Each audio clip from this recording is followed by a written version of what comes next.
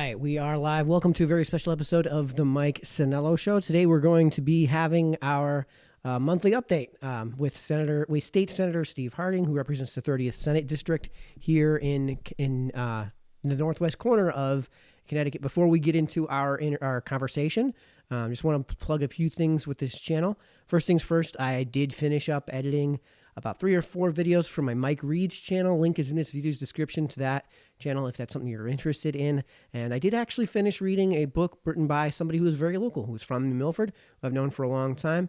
Got to read one of his books, and I'll be doing a review on that channel as well. The review is basically done editing, so reviving the Mike Reed's channel on YouTube for those who are interested in that type of thing. Basically, all we do is we read books. We do reviews of those books. In this case, again, we got something coming out in a few weeks, from somebody who's fairly local. Hopefully, we'll be able to get some interviews on that matter. As far as this channel is concerned, tomorrow night we're going to be doing a review of a Board of Finance meeting from December of last year. That was in regards to the $5 million budget surplus from the town of New Milford, and some really weird and interesting things that were kind of admitted to in that meeting that we may have to bring Steve back on to talk about after we, in our next conversation, because really weird stuff here coming from the state that would affect the town. So that'll be tomorrow night. I'm hoping to have a guest on from the Board of Finance on that matter. We're also going to be going on Monday of next week. It's the 13th, is a town meeting to go over that $5 million surplus. So we're probably going to have another stream on Wednesday night to go over all the stuff that's coming for that meeting, like we normally would do on our Sunday night show. I may even have to do another Thursday night show too, because the library has finally announced at least a tentative grand opening date, and we'll be able to go over that entire situation in much greater detail then. So I'm hoping to have a stream scheduled for every night this week. And with that, tonight's stream is going to be with now Senator Steve Harding. Steve, thanks for coming on, man. Hey, good evening, Mike. How are you? It's nice to be on in my official capacity now. So I was a candidate last time, as you know, and yep. Now in my official government role. So fulfilling the campaign promise too. Yes, I'm trying. I don't want to break any campaign promises. Yeah. And before you go, did you you told me beforehand that you have some stuff coming up that is kind of similar to this. You want to let folks in on that? Yeah. So February 18th, which is 2 weeks from this, 2 weeks from yesterday. Saturday. Saturday at 8:30 in the morning. I'll be having a kind of a coffee hour with the state rep up in that area, which is Karen Reddington Hughes in Litchfield. Yep. Correct. And that's Patty's Restaurant. You pass it every single time you drive up to Litchfield on 202. If you're coming from New Milford and Brookfield, where I am, going north on 202, you will see it on your right-hand side. It's a great restaurant, local restaurant, and hoping to have some good conversation with constituents, hear from them directly what their concerns may be in Hartford or different issues that they may be having with state government.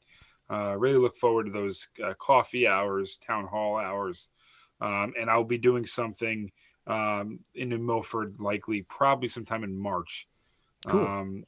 So if you can't make that, or if that's too long of a trip, if you're in New Milford or Brookfield or the local area, the southern area of the district, I will be doing something more local to the southern area in New Milford. So cool. So folks know for tonight's conversation, we're looking to get information from Hartford, from Steve, from our proverbial insider who probably understands the process better than the average layman, like even myself. And we are going to get into some. I'd like to be able to get into the weeds if we can. So because of that, folks, this isn't a candidate interview. So yes, Steve and I have had conversations. I've tried to get some topics over to him so we can, have an informed conversation on this matter. And to that effect, just like those town halls that are coming up for Steve, if you guys have questions for Steve, get those questions in. This is your opportunity to get direct access to these candidates. If there's something that you want to ask about, if there's some potential legislation that you see coming down the pike or that you'd like to see, put it in the comments. We're going to be doing the Q&A. We're not going to have a Q&A at the end here. We're just going to be doing it on an ongoing basis. So just pop that stuff in, pop that commentary in, pop those questions in, and we'll get them over to Steve to the best of our ability. Because of that, there's really no great way to do the Discord call in, but link is in this video's description to join the Discord server. Anyways, let's get some local updates from there, and to join in on the normal show on a call in basis. So with that said. Yeah, I mean, if you guys want to have those questions, we're not going to be doing Q&A. So get them at the end. We're just going to be doing it as we go. And on that note, too, one thing you guys can really do to help us is to go ahead and share this video. If you're watching on Facebook, share it to the New Milford, Connecticut page. I'm trying to monitor too many things to do all that sharing. So if you guys could help us out by hitting them out, sending these videos, if you're watching on Facebook, the New Milford pages. If you're watching on YouTube, share it wherever you have the opportunity to share those things. Steve, one last thing before we get started. What's the best way for folks to reach out to you, especially for this sort of thing? Email is the best way, or Facebook. So Senator or State Sen. So it's State SEN period Stephen Harding. That's Stephen with a PH, even though I go by Steve. That's my official Facebook page. If you could just message me on there, that goes directly to me. So if you want to Facebook message me there. I also can be reached by my state rep email or state senate email. Stephen with a PH, STEPHEN, Harding, HARDING, at CGA, that's Connecticut General Assembly, CGA, .ct, like Connecticut, .gov. That's Stephen.Harding at CGA, .ct.gov. Those are the two ways that best get a hold of me. It goes directly to me. If there's any state issues and you're in the district, I'm more than happy to help you. So those are the two best ways to contact me. All right, so we're going to try to roll through some introductory stuff so we can get to the actual meat of this conversation. First, now Steve was formerly of the House, representing his district down in the House district down in Brookfield. Now he's a senator. So, Steve, real quick, are you noticing any difference in the few months that you've been? Well, is it a few months now, or is it just weeks? How would you describe it as months or weeks? A month and change. A month and change. So, yeah. Are you noticing any meaningful difference in terms of process and how this all works with the Senate and the House, knowing too that in the House there's 151 seats and in the Senate there's 36, and in the Senate, unlike the House, there's a proper supermajority in one party, so which would be the Democrat Party. So I just want to know if you're noticing any difference from a legislative standpoint with the two houses. So there's two differences that I've seen that are pretty significant when I've started.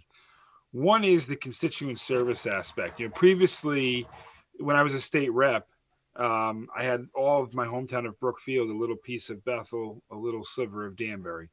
And so when you heard about issues going on in a particular town, odds are it wasn't in your district, or it's not a town that you're representing. So it's on your radar if there's an issue in that town, because obviously the laws that we pass impact the entire state of Connecticut. However, it's not front line when you're thinking about it or looking at it every single day, if it was an issue that's right in your district. What's amazing in terms of a constituent service aspect that I've noticed is I now am fortunate enough to represent 18 towns as opposed to 3. So when you hear about an issue, whether it be roadway issues or fiscal issues or municipal issues or whatever the case may be, on the news or reading about it in the paper, very often it is a town that I represent. So trying to keep so many of those important constituent issues right on the front of my radar in terms of helping address them or focusing on them in Hartford is one aspect that right away that I've noticed is a significant difference between the House and the Senate, because you're going from representing 18 towns as opposed to 3 previously. The other thing from a perspective of just in Hartford up at the Capitol is the caucuses. As you know, both parties will caucus. Mm-hmm. Republican and Democrat, and obviously, as you know, I'm a Republican, so I caucus with the Republicans. Um, and I am used to the caucuses in the House of Representatives where there is almost 60 members. So it's a lot of members in this very big room, and sometimes it's kind of controlled chaos. You have folks grabbing a seltzer from the refrigerator, or people sitting on couches or chairs or standing, and other people are focusing on other bills in the corner. And whereas the Senate, it seems much more formal. It's only 12 Republican senators, so it's only 12 of us. And the first caucus was where I really noticed it. I never really had thought about it until I went up there for the first caucus. And it's 12 people, almost like a family dinner table. You kind of sit down, and it's a long table. It's very formal. Most of the time you sit in the same exact seat you always sit in during these caucuses.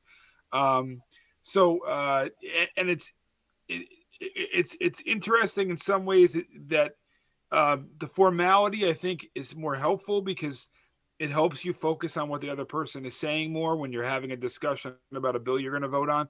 Whereas in the House, it's much more difficult, as I explained. There's just a lot going on, so it's hard to keep it as much of on track on the particular bills and issues when you're in a House caucus. It sounds like, and what you're intimating too is one of the things that you're noticing as a difference is that although you're not going to be able to have people focus in necessarily too much on too many bills, where with 151 people, you can say, all right, you three people really hone in on this one thing. You three people really hone in on this one thing. You're not going to get that type of atomization, but when it comes to the bigger, more important issues to you, let's say, you can pick one or two things and actually get it through the caucus.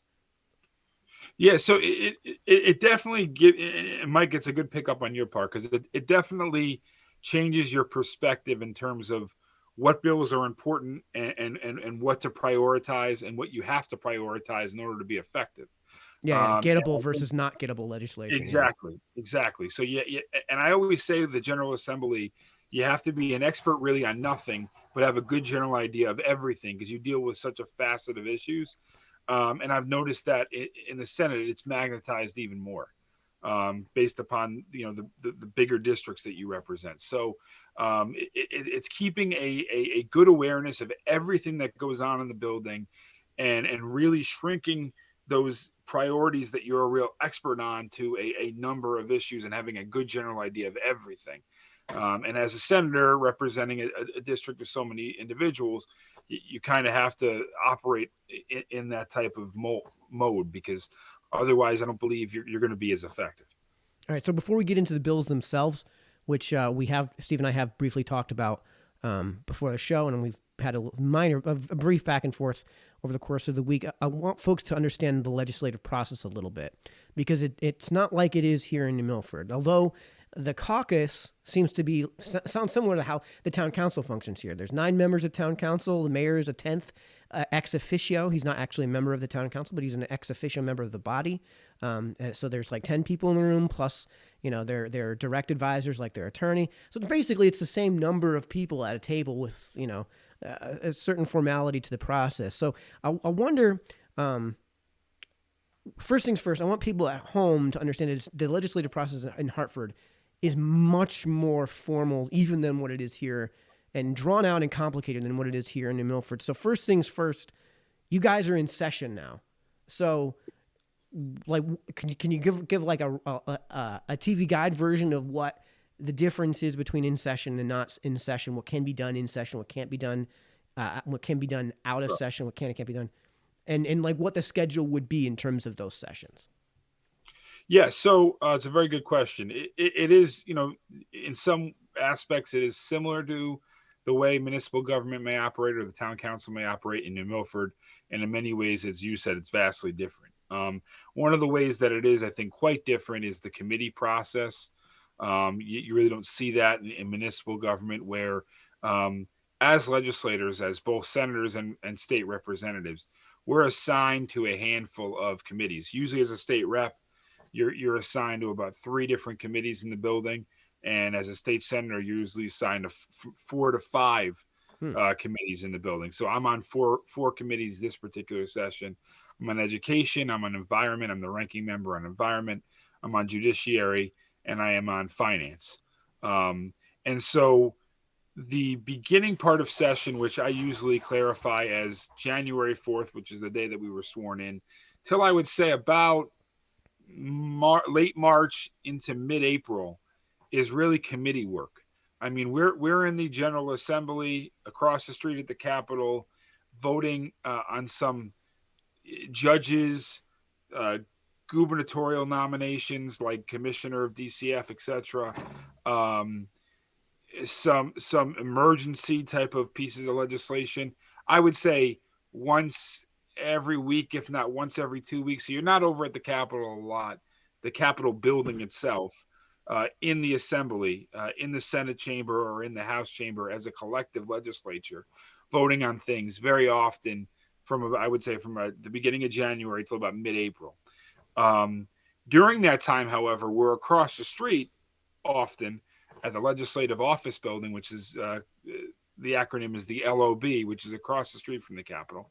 And we're doing committee work, which means that the bills that have been proposed by individual legislators, and I have a number of them, Representative Buckby in New Milford has a number of them as well, they get proposed to all the different, the germane committees to that particular bill. So for example, if I proposed a bill, which we have with Representative Buckby regarding Route 7, that bill is going to obviously get sent to the Transportation Committee because it's pertinent to transportation. So does it ever reach the floor before committee, or does it get just immediately referred to committee? I think there's a procedural process where it goes to the floor where we're not there.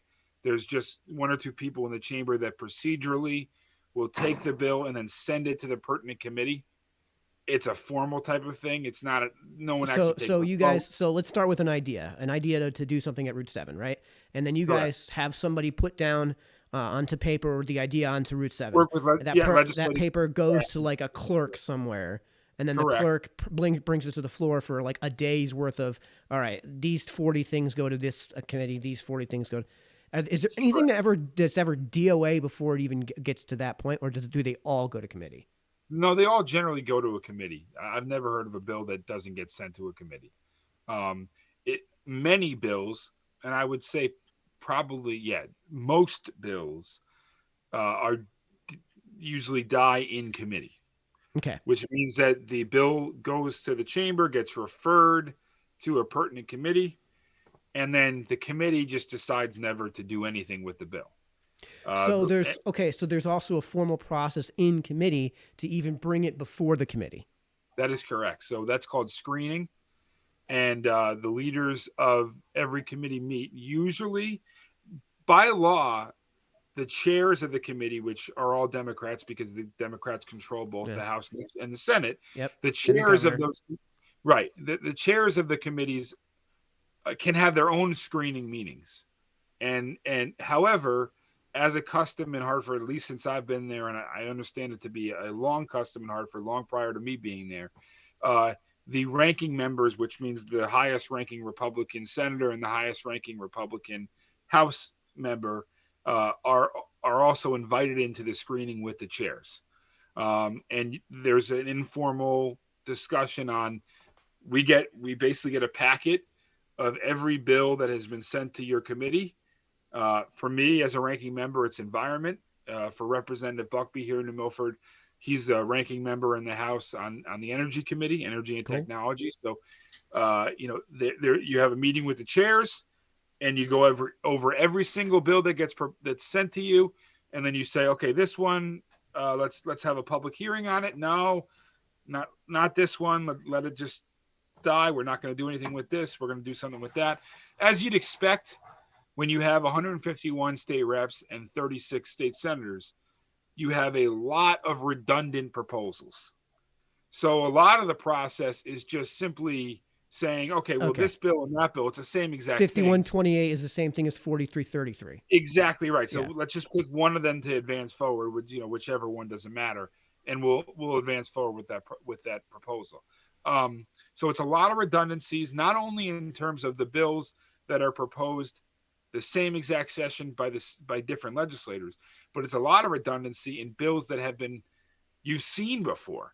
I could tell you as a ranking member in the House on environment, which I was when I was a state rep, the bills I'm seeing now as a state senator, as a ranking member in the environment, are oftentimes the same exact bills that I've seen now for 6 years as a Okay, ranking. and then you get some experience with that, and you say, "Listen, this thing got voted down on the floor like 140-5. Right. The last 3 times it got brought up. Nah, we're not even revisiting this." Right. And usually that's not what ultimately, generally how the House and the Senate work is almost nothing gets brought out to the floor of Yeah. the Okay. chamber unless they know it's going to pass. Okay. So usually it's not like this bill, this person wants to vote on it, they throw it up and it doesn't pass. If a bill comes out, I think I've only seen one time where a bill has actually come out and actually failed on the House floor or the Senate Interesting. floor. So it Interesting. does.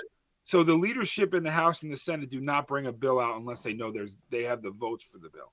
That's interesting because in the Senate, at least, not quite there. You're like 2 votes short.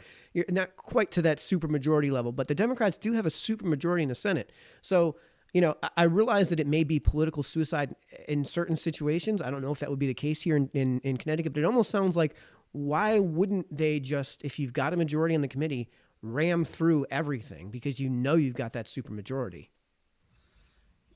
I think a lot of it is evaluating whether or not it's even practical to do it. A lot of it is time. Time gets tight, and as we're going to talk about, session ends promptly the first week of June, and you're usually not over in the Capitol voting in full session like I talked about until mid-April. So you only, and even then, you're only up there maybe 3-4 times voting on bills during the week. Usually they try to leave off Friday and leave off Monday, because it is a part-time legislature, and they do understand that some legislators have business back in the district that they got to get to on Fridays and Mondays. And so, at the end of the day, there's only so many bills you could pass. There are literally, as you would expect, Mike, thousands and thousands of proposals.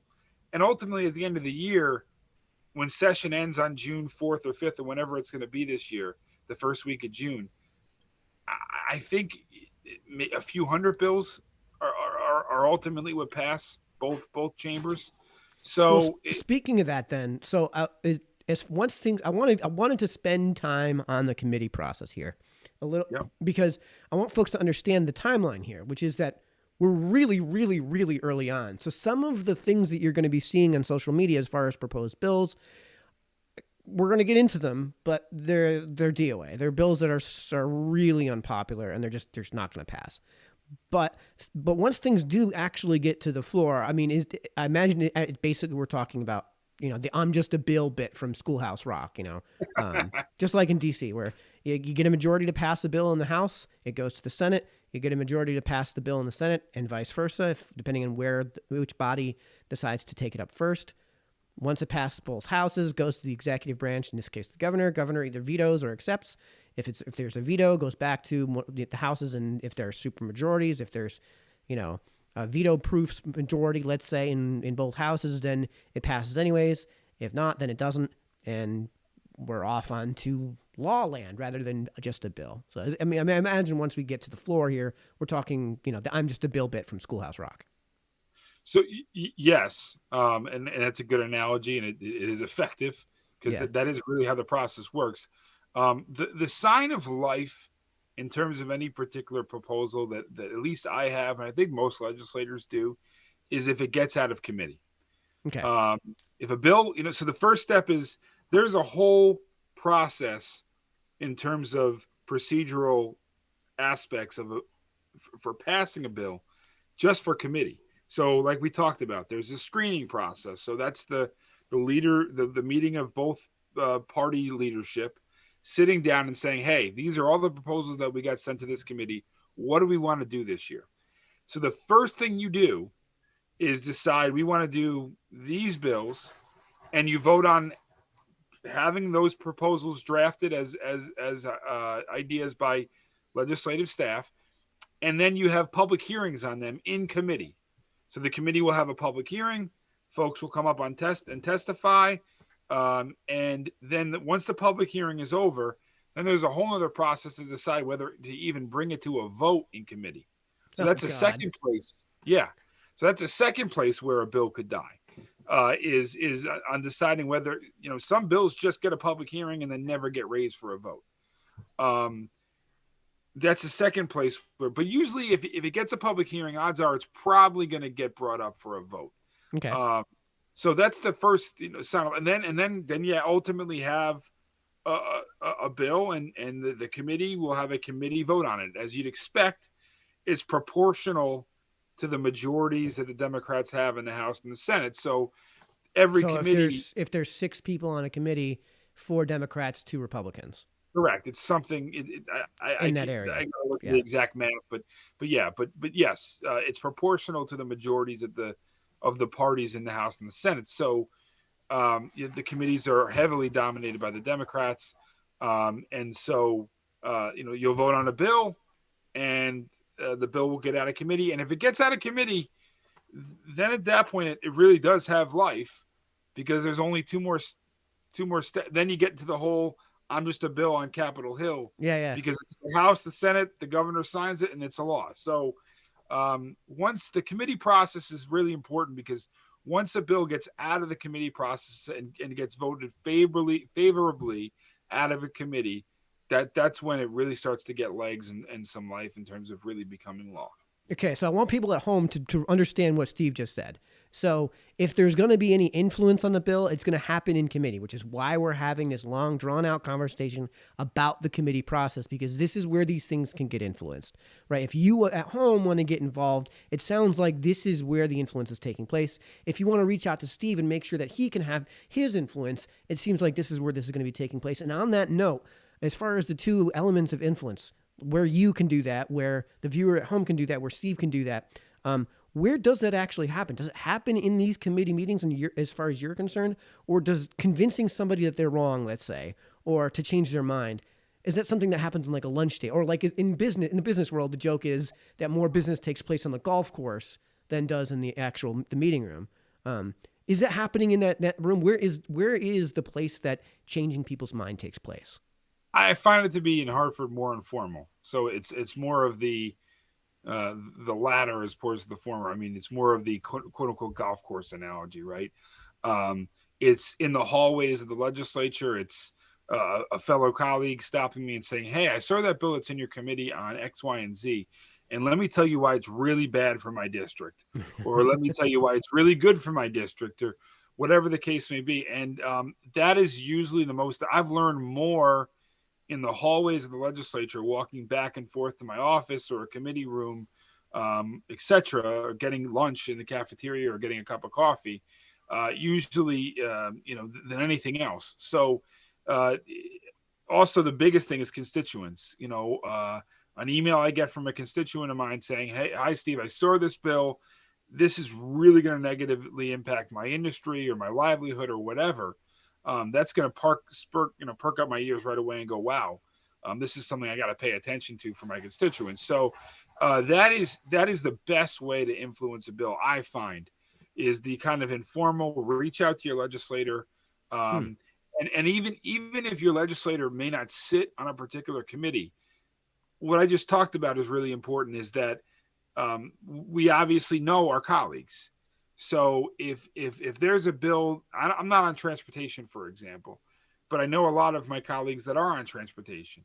So if someone contacted me from New Milford, let's say, and said, "Hey, Steve, there's this bill before the transportation committee that does X, Y, and Z, and it would be really negatively impact myself, my family, whatever the case may be," I'm going to make sure now to speak with my colleagues that are on the transportation committee to say, "Hey, I spoke with my constituent, and this is what they're concerned about. Can you help me address this?" And it happens to be very effective. So that is the best way to.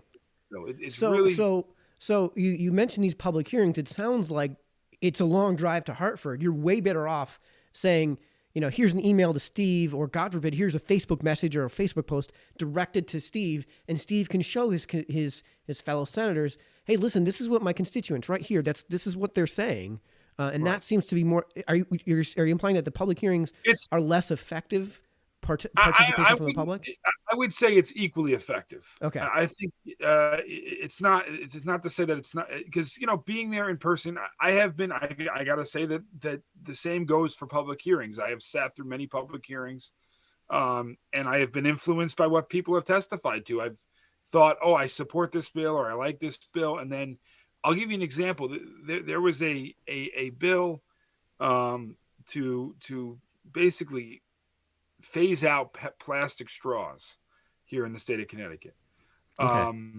And I have my own thoughts. I have my own video on that on my YouTube channel, but go ahead. Okay. So what was the most compelling testimony actually against that ban was individuals from the disability community that suffered from different disabilities or physical handicaps, and what they had expressed, and I had never even thought about it, and I think a lot of the people that proposed it had never even thought about that.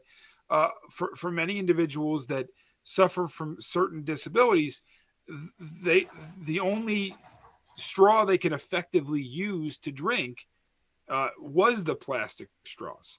That the metal straws and other straws actually hurt, would hurt them depending on what their disability may be or what they may suffer from, and a lot of the times they in some cases they wouldn't have the ability to pick up the drink and drink it just straight out of the cup. They need the straw to be able to drink it. So it was incredibly compelling testimony, and it brought to light an issue about the bill that I had never even crossed my mind until those individuals came up and provided that really critical testimony and changed a lot of minds.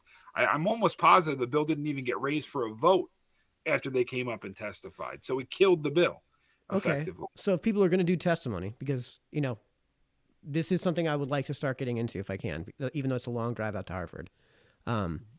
What actually works then? Because it sounds like what you're saying is that my way of presenting things with like raw data and saying, here's the data, this is demonstrably not going to be the case, or XYZ is just false. Here's an endless array of undeniable evidence that that's the case. Doesn't work as well as, well, here's this other idea, to be focusing in on an idea level rather than basically presenting a report, basically presenting an academic report. So you're saying which is more effective, presenting an academic report? What is the thing that you would suggest if somebody was going to go provide testimony? I would think it's more usually academic in terms of the testimony you receive, right? So, but is that effective, or is that just what happens to come before the committees? Yeah, it is effective. It is certainly effective because it's compelling. If you have data that can show that, hey, this is a bad idea, and here's why. I can show you all the numbers, and I can show you all the facts, and okay, that is compelling, and I think that's killed bills, or it's promoted bills, however you want to look at it, for a while in Hartford. But I will say that personal story, that personal touch, okay, is unbelievably effective, and I would say that's the most effective, even more than data. Because you can kind of, like all reports and data, you can get lost in the numbers sometimes. Numbers are probably not as relatable as humans. Bingo. So when you hear that story about, wow, this is what this is going to do to my life if this bill passes, and negative or positive, and you could hear that personal story and that personal touch, I can tell you as a legislator that resonates with me, and I think it resonates with most human beings. It's just human nature to galvanize your thoughts to the thoughts of an individual about how a certain thing bill is going to impact their personal lives. Okay, so folks at home, I hope you guys really paid attention to that part because that's how you can have an effect on this legislation. Do email, do send messages out to Steve. If you've got the temerity to drive all the way to Hartford, I would suggest preparing for it. I would suggest, since you're going to be on a timer, write it down, sit in front of your mirror, time it, right? Because from what I understand, you're going to be given a time. And from what I understand, it's just like town council. You get X amount number of minutes, and that's it. Wrap it up and then get it Oh, done. Mike, you mentioned, if I can, just two quick things just to Yeah, add on to that, because those are really important points. One is, you're right. Generally, it's a 3-minute time. If that's it. you're coming from the public and you speak, you get about 3 minutes to speak. However, once a legislator asks you a question on what your testimony may be, it then becomes unlimited. So that timer then goes away. So it's good to So, have a friend to have yes, a question basically planted. yes, yes. Yeah. So one thing that, if you will be testifying, one of the tricks of the trade is to ask your individual legislator, if they sit on the committee that you're going to be testifying in front of, hey, would you mind asking me a question to follow up on this or that? This is And really cool, Steve. Like I'm loving yeah, hearing the actual useful information about how to yeah. go about this. Yeah. So it's if you can get your legislator or someone you know to ask you a follow-up question, then it allows you much more flexibility. Now, ultimately, eventually, the chairs of the committee are going to say, well, hold on, you've now been going on for 30 minutes. Yeah, yeah, yeah. Okay. Can you please, kind of summarize? But that official formal timer does go away once one question is asked. So Okay.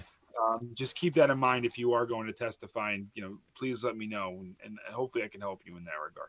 Awesome, Steve. I might be reaching out to you. So, Yep. Ray Lillis is in the chat, and we're bringing him up because the next topic is going to be something that's near and dear to him. Ray is a regular to the show. So, Ray, thank you so much for tuning in. Ray said he's shared the video. So, Ray, thanks so much for sharing. Paul Murphy, who's a councilman here in New Milford, is also watching. Paul, thanks for tuning in. And this is a topic that's come up that these two have brought up to me personally, and we've seen come to town council, to our floor here, and that's the legislation regarding the recreational sale of cannabis. And we're just going to move away from the formal terms after that. And we can just say weed or marijuana or whatever. We don't need to be that formal. Ray also says, good evening, gentlemen, and it says the way Q&A should be as we go. Ray, it's tough to do Q&A as we go when we have the normal shows, but there's no better way to do it than as we go with this sort of thing. So with the recreational sale of marijuana, it's, from what I understand, has not been declared an affirmative right. It's more of you may and not you have a right to. With the sale of recreational marijuana, there's a long and arduous process to make that happen. A lot of why this is, I wanted to bring this up, is because the question I have for you, for somebody who's in these committees, in these rooms, are you seeing anything coming up in that regard? Is there anything being looked at as far as the recreational sale is concerned? Is there anything coming down the proverbial pike when it comes to that sort of thing? Not that I've seen. I think a lot of the bills that have been proposed related to marijuana use and the sale of recreational marijuana in the state is more or less just trying to the ones that probably have a chance of passing and moving forward are more or less coming from the state agencies, whether it be Department of Consumer Protection, Department of Public Health, recommendations on ways to kind of clean up or technical changes to what has already been passed regarding Additional definitions, yeah. Exactly right. That's really about it. I don't think there's any, from my understanding, I don't think there's going to be any substantive changes to the current law as it sits today. I would be very surprised. Now, my understanding is that local communities can vote to. I think that it's with a majority vote. I believe the town council, and I could be wrong. I don't know if the zoning board would be involved in that either. Could prohibit certain cannabis dispensaries or shops in the town. They still have the right to do that. I don't know if some legislators would be looking to remove that right. I haven't seen a bill that says that, but would I be surprised if some legislator proposed something like that? No. But I would be hard pressed to believe that would pass or even move forward this session. But that's the only thing I could think of that would be substantive, and maybe some legislator might. I would be 100% against that. But that would be the only thing I could think of that some legislator might be proposing that would be a substantive change to the current law that we now have in the books. Other than that, I think everything else you're going to see in that regard is probably going to be just technical definition type changes, basically supplementing the regulatory structure that's been advanced in recent months and weeks we've seen here. Yeah, so nothing critically substantive, but maybe there's a distant chance that an agency might clarify, say, a definition or something like that, or propose an additional definition. I wouldn't say even an outside. I think that's a lot of the times when you pass monumental type, and I would classify this, as kind of a monumental type of legislation that's big and complex and impacts the entire state.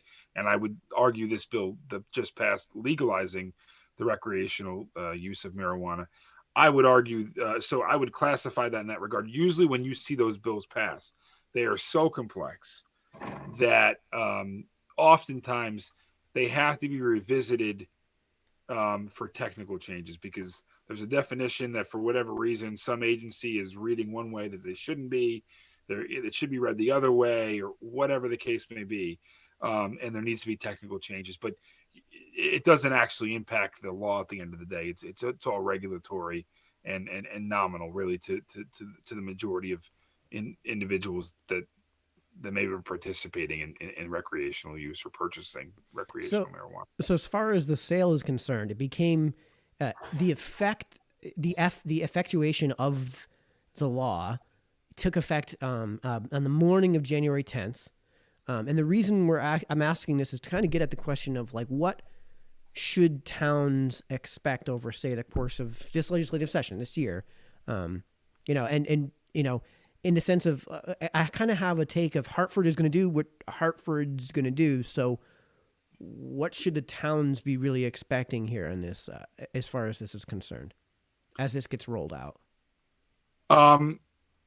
It would be more regulatory advisements from Department of Consumer Protection and DPH is what you'd see. I don't think you're going to see anything legislative at this point. Okay. The legislative aspect of the marijuana legalization is done. Other than issue. Yeah. Okay. Correct. Other than technical stuff that is just reaffirming what some regulatory body is doing. In terms of legislation, I wouldn't expect anything. The only substantive thing that I could see a legislator proposing, I talked about, would be maybe taking out certain provisions that allow towns to ban these cannabis stores from forming. But again, that's just a kind of an outside thought of, I could see a legislator or two proposing that if it hasn't already been proposed. However, I want to just reaffirm the fact that I don't see how that actually would pass, and that anything other than reaffirming regulations or making a nominal technical definition change is all you're going to see, I would think, from the legislature this year regarding marijuana. Interesting. So, so the towns, because of the way that they're constituted in this state, and because we don't have any county level government anymore, actually totally now, it's not even for all intents and purposes. Yes. Yeah, the towns have a lot of leeway in what they can and can't do with all of that. Some of those processes are more drawn out than the others, but like I said, because it hasn't been declared an affirmative right, towns like I think Litchfield actually has a total ban on the recreational sale in their town. It's a long and drawn out process to get to that point. But there are things that are kind of intermediary things that can be done if you don't want to have those sales be allowed. And of course, zoning has the authority to do what zoning does in terms of a location. But interesting to hear that as far as the legislation is concerned, you wouldn't expect anything one way or the other. So moving on to that, then I did get this one request from you did mention the thickness of, let's say, the bill. What I'm actually seeing in terms of the proposals in 2023 is kind of the opposite of what you normally see in DC with million-page bills that nobody reads, and oftentimes you don't even get access to the bill until you vote on it, and you've got 3 days to turn around this vote on this packet that stands 6 feet tall. I'm not really seeing that here in Connecticut, so I'd love to get your thoughts on that, generally speaking. But at some point here tonight, but let's move over to ranked choice voting, because that's something that somebody brought up, and we're going to change screens here just for a second here, because I have the actual full proposal before me here, introduced by Senator Austin and Senator Huang. Sorry if I mispronounced your names. An act concerning ranked choice voting, be it enacted by the Senate and House of Representatives and General Assembly convened, that Title IX, which refers to elections, of the general statutes be amended to, 1, provide in elections for senator or representative in Congress, capital C, for a method of casting and tabulating votes whereby voters rank candidates in order of preference. Tabulation proceeds in sequential rounds in which last place candidates are defeated and the candidate with the most votes in the final round is elected. 2, allow such a method to be used in presidential preference primaries. And 3, allow municipalities the option to use such a method for single-member offices. We'll talk about what that language means in just a second here. There is a statement of purpose, which I think is kind of useful to get at the intentions and motivations behind this at this stage of the bill. To provide for ranked choice voting in elections for members of Congress, capital C, and allow its use for presidential preference primaries and certain municipal elections. All right, so I'm just going to ram through what I think that language means as it is, which is that when we go to vote for the 2 Senate seats in DC and the 5 House seats in DC, because they use capital C Congress, it would allow for the legislature to enact ranked choice voting as it's described for those seats and for the president in the primary process, but not in the general election. And it would also allow the same in town elections for positions where there's a single seat. So in New Milford, that would basically mean the mayor and basically nothing else. There's only like 1 or 2 other seats where there's one person in that seat. Town clerk. Town clerk, yeah. So it would basically be town clerk and the mayor here in New Milford. It wouldn't be the town council. There's a lot of practical. You talked about how some of these things don't get worked in because it's just a practical impossibility. I don't know how you do ranked choice voting for councilmen when that's basically how it's done anyways, and especially with minority representation rules. I don't even know how you would go about that. But that sounds to me like what this is describing as far as how it's written. So I want to get towards the aim of this. First things first, everybody always says, especially during election season, that they're in favor of ranked choice voting. And then when the thing actually comes, I actually like the fact that this is 8 lines. So this is a page, and we can read it in a minute, right? And I can explain it in a minute. So I kind of like that aspect of how these bills that we're going to be going through tonight have constituted themselves. But everybody always says that they're in favor of this thing. Steve, you mentioned that you were broadly in favor of ranked choice voting in your debate with Ava, the one that I actually got to see. But when it winds up coming to the floor, these things often don't pass. And from my take of things with what I've seen in other states is that either they get butchered in committee to not mean what people think ranked choice voting means, or they wind up getting loaded with pork. So that if they ever do pass, they wind up being terrible bills and terrible implementations, or they just don't wind up getting passed. So first question, as this is written, do you see this making it out of committee? Yeah, I could see it getting out of committee, and I'm assuming it got sent to the Government Administration and Elections Committee. The one thing I'll note, though, Mike, the reason I think you see some bills that are so general and just one page is because they're just concepts at this point. Okay.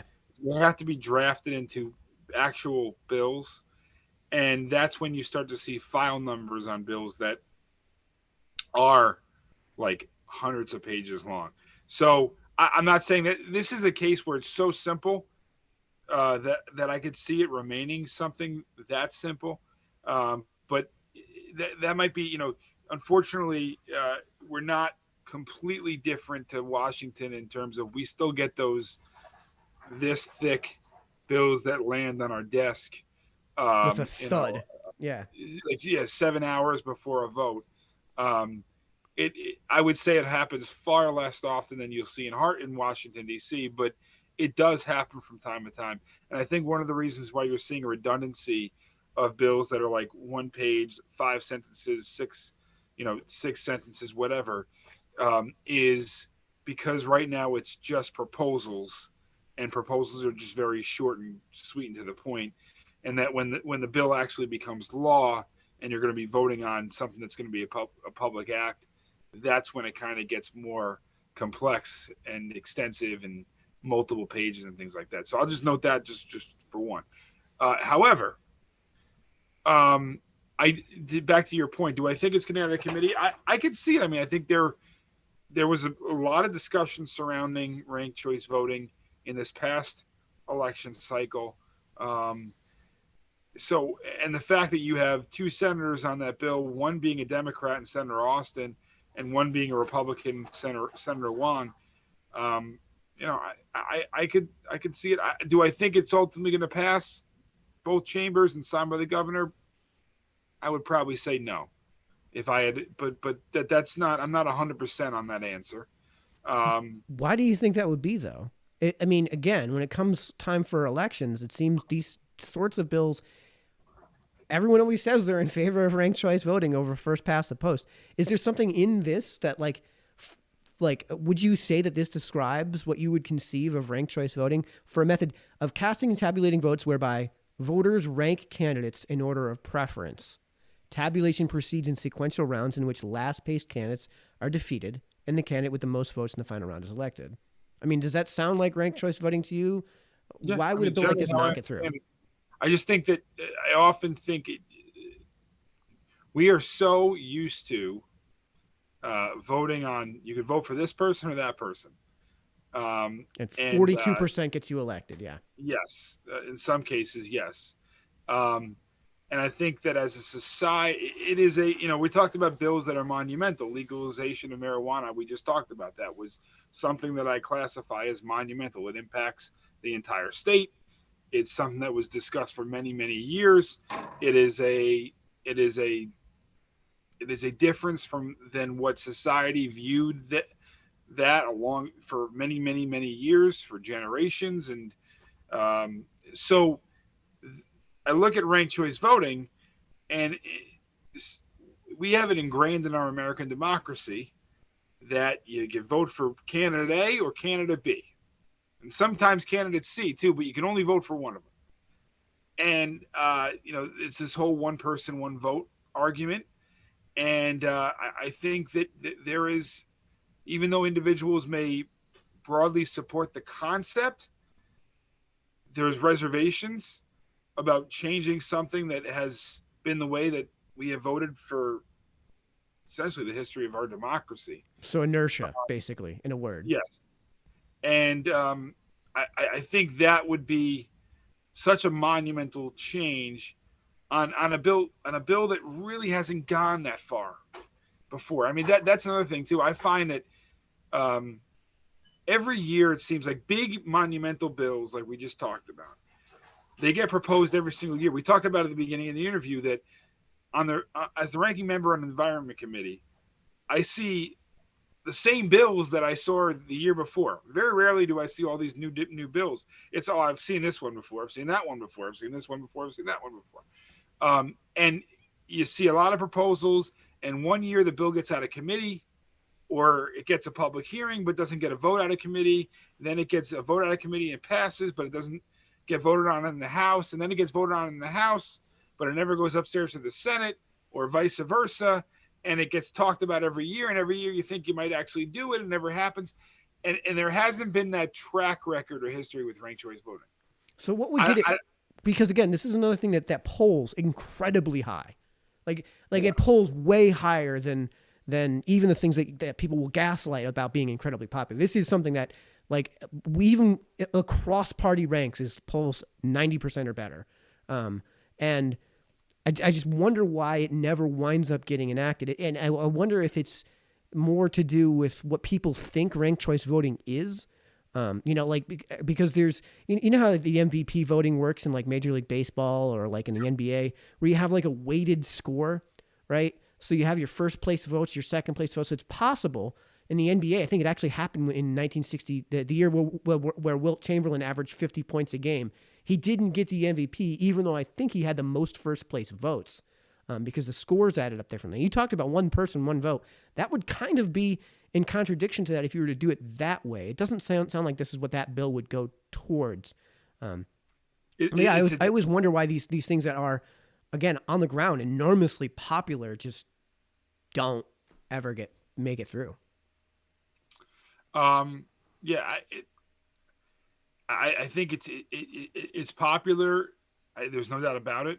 And you're right about that. I just think this is a significant change and departure from what we've generally always done in the state of Connecticut in terms of how we vote. And when that happens, it's you get some level of reservation, whether it warrants it or not. So, and I think that's what you're seeing now. I will say, to the points that you just made, which were all very good points, this is by far the best chance I think this has ever had in terms of passing. Okay. If you had said this to me 2 years ago, I would say, this is not passing. The fact that we're sitting here actually having a discussion about the likelihood this is going to pass both chambers and then be signed by the governor, I think that would indicates to me that this is gaining traction, and may, if it doesn't pass this year, it may very well pass in the legislature a year or two from now. So, it's basically, it certainly has some life in terms of a proposal. And I think for the reasons that you mentioned, that's the reason why.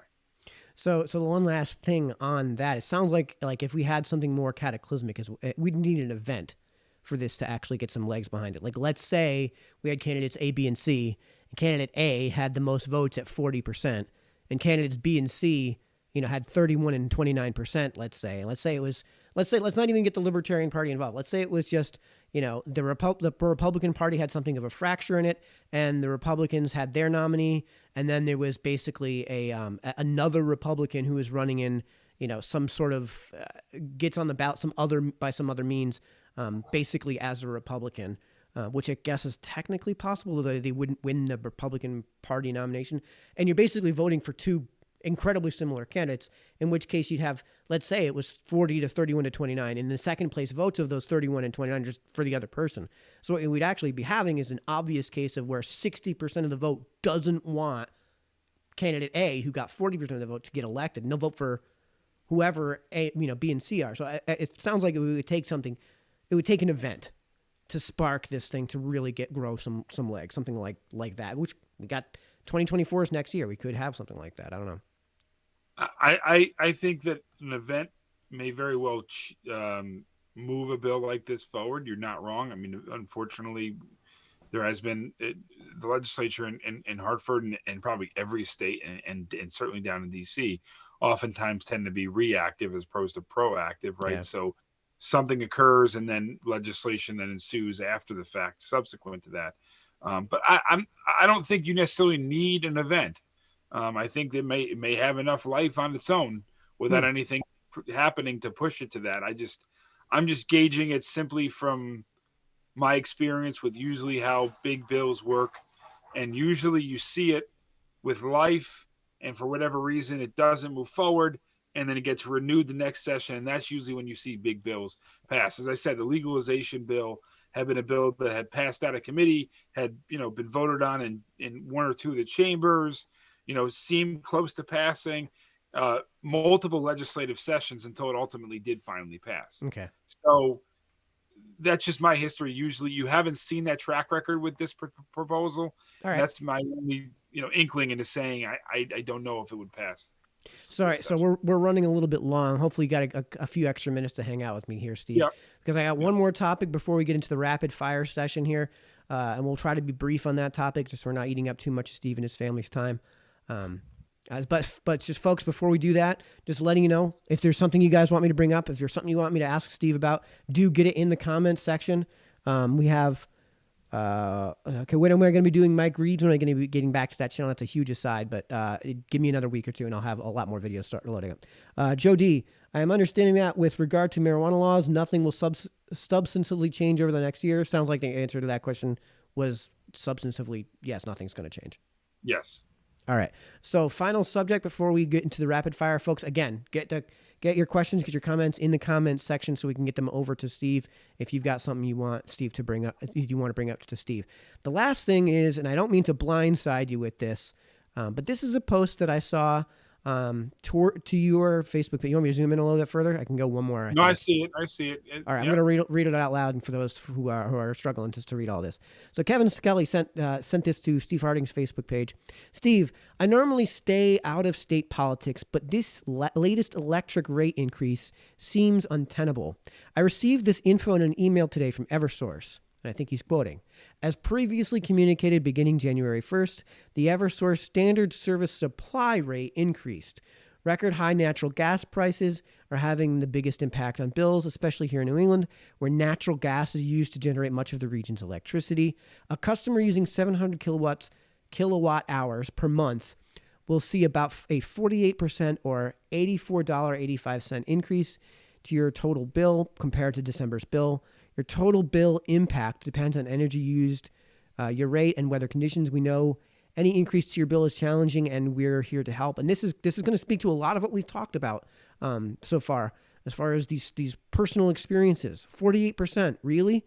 Can you please enlighten me on how this is possible for a regional utility? Is this due to Biden's war on American energy and his goal of making coal and natural gas the primary sources of electrical generation scarce and expensive? As a, now sadly, senior citizen on a fixed income, I can't see how seniors and low-income residents in Connecticut will survive this economically. Any help on the way? Thanks in advance. Steve replied, hi, Kevin. All of what you said is 100% accurate. There are a number of variables for this rate increase, however, many of which, in my opinion, are unacceptable on the part of Eversource. The good news is that there are a number of bills that will be reviewed this session that are intended to hold Eversource more accountable and to rein in some of those unconscionable rate increases. So, Steve, I'll bring it back up if you need me to bring it back up so we can reread that whole conversation if you want. Yep. What are these bills that are? You want to talk about these potential bills? And yeah, so I'm hoping briefly you can give me like a few keywords that I can pump into Google, because we do read the bills here on this channel. One of the things that Representative Buckby, your own representative in New Milford, is the ranking member on the Energy and Technology Committee. It's a new appointment that he got just this past year. And so I know he's working very hard on proposals that are going to be addressing Eversource. But one of the things that they're going to be reviewing is, they have guaranteed profits from the state of Connecticut, as I'm sure you know. I believe it's a guaranteed 6% profit. I don't know any business in the world that has guaranteed profits from the government. So that's one thing that I'd like to look at and see why we operate with that type of structure where we're guaranteeing profits to a particular what's supposedly supposed to be an independent business entity. Number two, separating PURA, which is the regulatory authority that sets, generally sets the rates, from the Department of Energy and Environmental Protection. A number of years ago, those two organizations were merged into one, or PURA basically was merged under the auspices of DEEP, which has, in my opinion, been a problem because it's essentially a tug of war, that have one thing sitting there and basically two ropes being pulled. You have DEEP, with my opinion, having interests that are completely different than lowering energy rates for residents of the state of Connecticut. They have many other priorities that are far different than lowering energy rates when it comes down to securing energy. And I think that has caused a huge problem in terms of the energy that we've acquired as a state that we're now providing to our residents. In what sense Well, are they caught they for? have they've promoted programs that basically have mandated that we as a state have to secure, DEEP has to secure a certain amount of energy, different sources of energy, which are more expensive. Okay. You know, yeah, So that's really what, instead of doing things like allowing Stonington to refurbish one of its reactor cores into a much more efficient reactor core, saying no to nuclear, instead install solar panels, which are way more expensive per kilowatt hour. they've been looking to answer. Deep looks at it from a different perspective. In my opinion, they're not looking at all at what impact this is going to have the ratepayer, and they're looking Okay. purely from an environmental perspective, in their opinion. And this has been going on for I would say well over a decade now, and you're starting to see, I think, a lot of the fruits of it now, where when you force the state to secure much more expensive energy, obviously what's going to trickle down to the ratepayer is much more expensive energy rates. And so when you have that tug of war, where I have to say, the current Pura administration, you have some individuals there that I completely disagree with, but you do have some individuals that I would say are putting a renewed focus on what we should be putting a renewed focus on, and that is reducing energy rates. But Interesting. they're up against it when they're under the auspices of DEEP, which has completely different priorities. And that in my opinion has really stymied a lot of efforts that you've seen some individuals make in terms of reducing energy rates for customers. Yeah, So because the box has always been like, to stay within the box mentally has always been to just cap the rates. But whenever you cap rates, you wind up capping the quantity of supply. So you're suggesting that there may be some solutions here from the supply side of things. correct. That if we Correct. expand, if this is like first month of economics here, but if you increase the quantity that is supplied of a good, the price of the good will necessarily decline because you have an excess of supply And it's relative to and if it's demand. cheaper, then what's passed down to the consumer is going to be less. True. So All those yeah, costs. Yeah. exactly. So I mean, these are all things that they're going to be tackling, which I would think are going to be very substantive and very important in the energy and technology community. Those are two proposals that I know of that they're going to be advancing, and I hope move forward. And then I also think we should be taking a look, and I think the E&T committee is going to be looking at this, is essentially EverSource's and UI's monopoly that they have on in the state of Connecticut, and whether or not this monopoly is good for the ratepayers. And I think at one time, you could have made an argument that what we put in place works. You certainly can't make that argument any longer. Yeah. When you're seeing these type of rate increases year after year after year, it's not working. Yeah. And when something's not working, the one thing I've learned in life is you need to fix it. And so reviewing their monopoly and whether or not this is best for the people of the state of Connecticut is something that I have been advocating for the E&T committee to do. And I hope they do, because we need to hold everyone accountable, and we need to explore every option here. Because as Kevin said in his post, and I agreed with him, as you noted, it is unacceptable for a senior to have a 50% rate increase on their electric bill, especially as we hit the months of February and March, which, as you know, here in New England and the Northwest We know corner right now, this past weekend. Yes. After this past weekend, you're dealing with negative 20 wind chills. Yeah. And if you're on electric heat, you got to heat your home. And for some senior citizens that are on a fixed income, it's not acceptable that some are maybe forced to make a decision: do I eat tonight, or do I pay my electric bill? I mean, that is not okay. There are assistance programs out there. I just want to let everyone know that if there is someone listening, or someone knows an individual that may be struggling making those electric payments, or struggling making payments to heat their home in whatever capacity they may heat their home, whether it be oil or gas or electric, please feel free to reach out to me, because I'm more than happy to help you out to find the resources available to those individuals. However, with that said, the overall discussion is we need to do a much better job here in the state of providing more efficient and more cost-effective energy to the residents. Yeah, sounds like you're saying from the supply side, because like I said, Yes. if you do what California's did, you end up capping supply, which leads to rolling Roll, blackouts and rolling brownouts. brownouts, no, it's not acceptable either, right? We have, Yeah. there is a Yeah. solution from the supply side, in my opinion. Yeah, and I'll throw this out to you, Steve, and I hope you take it.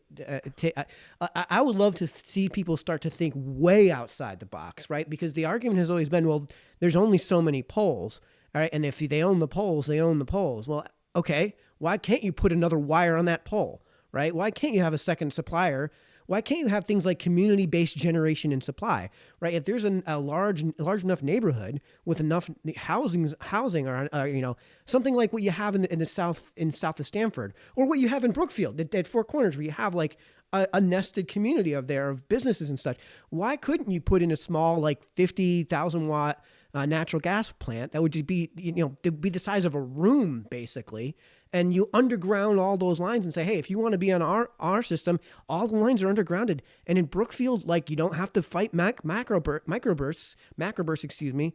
Why can't we have more suppliers? Why can't we have more competition in this market? Why can't we allow the sharing of poles up to at least a certain point? Why can't we have poles on opposite sides of the road? Why can't we have undergrounded lines if that's what they want to do? So love to throw out some ideas like that are way outside the box. Well, as I said, I think that's why it's important. One of the most important things that I think we're going to discuss in terms of energy is reviewing Eversource's and UI's monopoly. And I think, basic the protected monopoly, yeah. Correct. And that the more individuals that you have in the market, generally that produces the best competition and the best rates for the consumer. Mm-hmm. So why do we have this protected monopoly? And is it truly working for the people of this state? And again, I think you'd be really hard pressed to convince anybody that it is right now, because it's not. And just to be clear for those folks who are actually watching at home, no, the existing system is not a market system. This is not an element of capitalism at all. No, it's not. No. So that said, before we get into the rapid fire round, there's one last question from the audience here. From Mike Stengel asks, hopefully we can be brief in this because it shouldn't take too long to answer. What is the status of early voting? I know it was on the ballot this past November and passed. So that was the ballot question. When does this go into effect and how will it work? So it could go into effect. We as a legislature now have the ability to dictate, the substantive aspects of early voting. So the concept was approved by the voters, and now we as a legislature will vote on how many days it's going to be and the actual operations of all that, where it's going to be, is it going to be running into town hall? Is it going to be, basically 2 or 3 or 4 different election days? These are all things that this is the beginning of the process. I believe the Secretary of State put in her proposal, which is the beginning of the process, in front of the Government and Elections Committee. And I think she has something like 10 days of early voting. So I would have to research her proposal more and see what the exact schematics of that are. Is it going to be 10 separate election days? I think that'd be a lot. Yeah. Or is this going to be something where it's 10 days where you can simply go into the town clerk's office and submit your ballot essentially as an absentee ballot without an excuse for 10 days during this early voting period? Is that going to be the mechanism by which we do it? So that's where we're at. It's in front of the Government and Elections Committee now. They're ultimately going to vote on a proposal, whether they're going to amend which the Secretary of State sent, or they're going to vote for her proposal forward, and then we'll have a vote on it both in the chamber, House, and Senate. And that will be dictating the actual substantive aspects of what was passed by the voters in the referendum, the constitutional amendment referendum this past November. That's an interesting one. I wanted you to put a pin in that too, because next time we talk, love to get an update from you on how that process is going, because that's a really interesting one, because that was on the ballot. That was a ballot question. It was. Yep. All right, some rapid fire stuff for some things that I think that are going to be wildly unpopular, but they make the news because they're pretty far out there. We'll just blow through them real quick, and Steve, you can just give your thoughts on how likely any of these are to actually pass, and if there's one you want to expand on. So I'm just going to blow through these real quick so everybody can read them. I'm getting these, by the way, mostly from Paul Murphy, who is a prolific sharer of legislation. So Paul, who is in the chat right now, as far as I know, thanks for taking part in all of this. So this is referred to the Committee on Environment. I don't know if this is in the House or if this is in the Senate, an act concerning emission standards for gas-powered home appliances and establishing a loan fund for replacement of such appliances, being enacted by the Senate and House of Representatives and General Assembly convened. One, that the general statutes be amended to establish emission standards for gas-powered home appliances and to establish a zero-interest loan fund for the replacement of older or defective gas-powered home appliances. Statement of purpose: to reduce emissions from gas-powered home appliances. Okay. This is Joint Resolution number 12. This is referred to the Elections Commission. Committee on Government Administration and Elections. Resolution proposing a state constitutional amendment concerning voting rights for certain residents of this state. Resolved by this assembly that Article 6 of the Constitution of the state be amended to allow undocumented immigrants who are residents of the state, which is a euphemism for illegal immigrants, to be admitted as electors for purposes of voting in municipal and state elections. Statement of purpose: to allow undocumented immigrants who are residents of the state to vote in municipal and state elections. Oh boy. And then the last one, I think that's the last one. The last one, an act allowing children 12 years of age and older to receive a vaccination without the consent of a parent or guardian, being enacted by the Senate and House of Representatives and General Assembly convened. That the general statutes be amended to allow a child 12 years of age or older to receive a vaccination with the consent of such child's parent or guardian. Statement of purpose: to enable children access to vaccines without consent of a parent or guardian. Happy to bring any of that back up if you want me to reread any of those proposed bills. But do they? No, I've seen those proposals far more than I'd like to see those proposals. Yeah. So no, I know them. To be succinct, no, I don't believe those bills are going anywhere, and I think it's a fortunate thing for our state. I am against all those proposals wholeheartedly.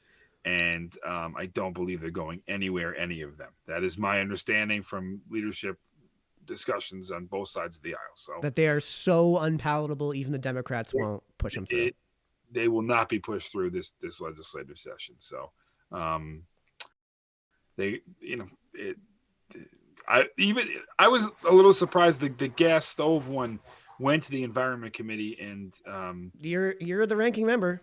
Yeah, so I expressed in my screening meeting my sincere objection to the bill. There was a little more support of the bill than I had thought from some individuals I spoke with, which I was very surprised by. But nevertheless, I am very confident in saying that's going nowhere. All right, we got one from and even the libertarian in the room really totally opposed to all of those. Children can't consent. Sorry. Deal with it.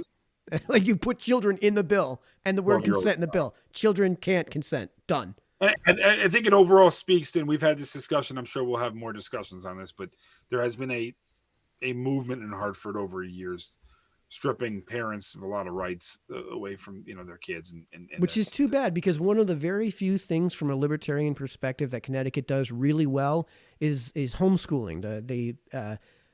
The state is extremely lax on how it regulates homeschooling. And, as a libertarian, it's the crazy libertarian room. We're fans of that. We're fans of, if it's your kid, they're your kids. If you want to educate them the way you want to educate them, that's your duty and right as a parent to educate them the way you want. We got one more. You got time for one more from the audience here? Yes. All right. Pat Erickson, I believe we are one of 12 states that tax pensions, and so many leave our state because of it. Do you see the legislature making any changes and stopping the tax on the elderly? Pat, great question. Hello to Pat. I hope she's doing well. Nice to hear from you. I do support that 100%, eliminating any tax on pensions. There has been phase outs over the years up to a certain amount. And I believe the governor is going to be putting out his budget next week. Actually, this upcoming week. It might be Wednesday.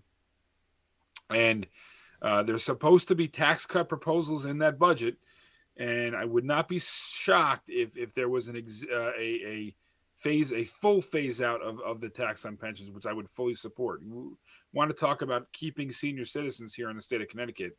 That would be one of the ways to really help keep them here. Well, so That is possible, and I do see some possible advancement on that while our state is relatively fiscally healthy right now. So that would be good. Yeah, and you mentioned people leaving the state, and I was going to bring up this topic, so I'll just touch up on it, and we'll have to review this in our next conversation because I don't want to keep you here too long. But this is a post from Ricky Shelton, who's the mayor of Cookeville, Tennessee, where I lived for a year from that 2019 to 2020. I'll just go through the post so you can see what's happening in other states that I hope that you'll be able to bring to Hartford. Construction of the new 625,000 square foot Smith & Wesson headquarters in Maryville, Tennessee is underway. They are moving from Massachusetts. Welcome to the great state of Tennessee. And I wonder if you can see this. My experience with Cookeville, Tennessee is that if you were a big business and you said something like, hey, this is a great concept, like, why don't we move our operations to Tennessee? From that point to excavators on the ground digging holes is like 6 weeks. It probably took this company that's doing this construction about 6 months to get to this point. I don't know if you guys can see from home, but 625,000 square feet on that building. This has got to be a 300 to 400 acre piece of property that they're rebuilding. We're talking thousands of jobs, and this is just everywhere in the heart of Tennessee. And people are just like running from this state for these sort of things. So hopefully we can have some control over that too. Every time we put in one of these supply side controls, this is what happens. This is what suppliers do. They go to other states where this regulatory red tape and expense just don't exist, and they can operate a business in these states. So, Steve, hopefully we can get that passed on, and we can revisit that conversation maybe another time. Yep. Anyways, there's anything else you wanted to get out to? Because I know you said something quickly about Route 7.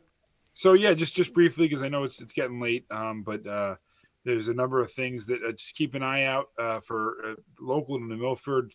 Representative Buckby and myself are working on a bill to help address the traffic and issues that we're having on Route 7, whether it be lighting, getting more lighting from the state of Connecticut on the roadway, as well as talking about a traffic light, particularly around the Willow Springs area.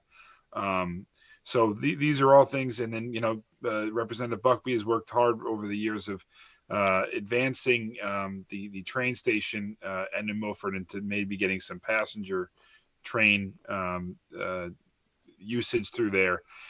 So that's another discussion too. So those are two things just to keep an eye out local to New Milford that both Representative Buckby and myself are working on, and look forward to continuing to work on that and keeping all of you updated as we move along on that as well.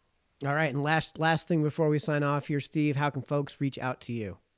Yep. Just again, best is message me on Facebook at State Sen, SEN period, Stephen with the PH Harding.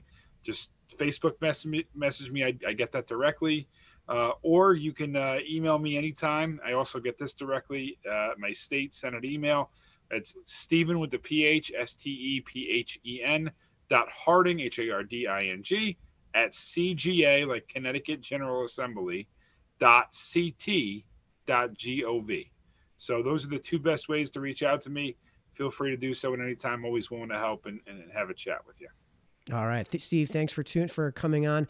Everyone at home, thanks for tuning in so much. Steve will be on again when we have a chance to do this. I believe did we say quarterly or monthly? I think we said monthly. Yeah, we can make monthly work. Yeah, we'll just let's see how the session moves along. Yeah, we'll pick a time when we have a chance to do that. Yep, absolutely. All right, folks, enjoy your night. We'll see you in the next one, probably tomorrow night. Stay tuned. So, good night, everybody.